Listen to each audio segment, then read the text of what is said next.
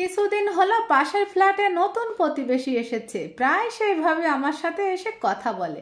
একদিন সে আমাকে এসে বলতেছে তার মশলা বাটা শেষ হয়ে গিয়েছে, আমার কাছ থেকে মশলা বাটা নিবে।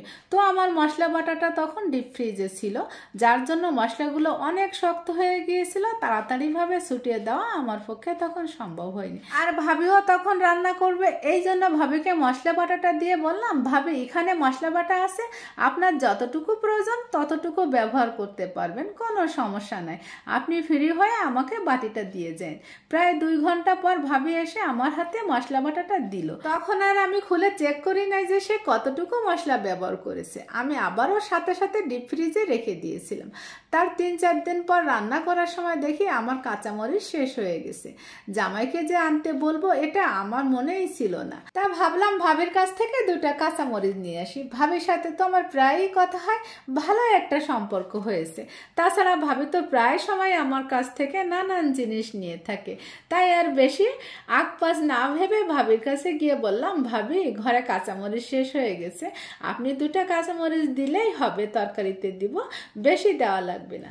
এই কথা শোনার পরে সাথে সাথে দেখলাম ভাবির মুখটা কালো হয়ে গেছে। শুরুতেই ভাবি কিন্তু আমার সাথে হাসি দিয়ে কথা বলছিল, কিন্তু আশ্চর্যজনক বিষয়, মাত্র 2টা কাঁচামরিচ চাওয়াতে ভাবির মুখটা এত গম্ভীর করে ফেললো সেটা আমি তখন বুঝতেও পারিনি।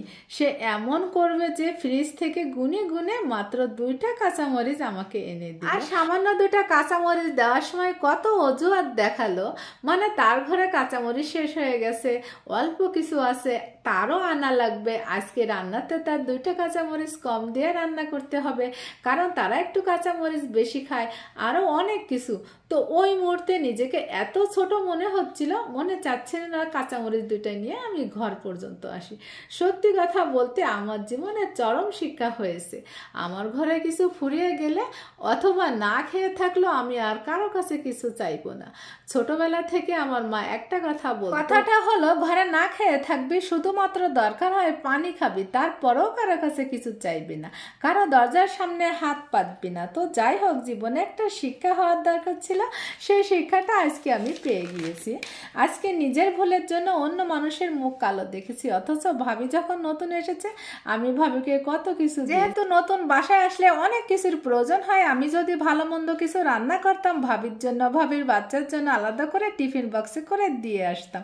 সন্ধ্যার সময় ভাবি যখন তার বাচ্চাকে নিয়ে আমাদের ফ্ল্যাটে আসতো তখন ভাবতাম তাদের কি খাওয়াতে পারি, কি খেতে দিলে তারা একটু খুশি হবে।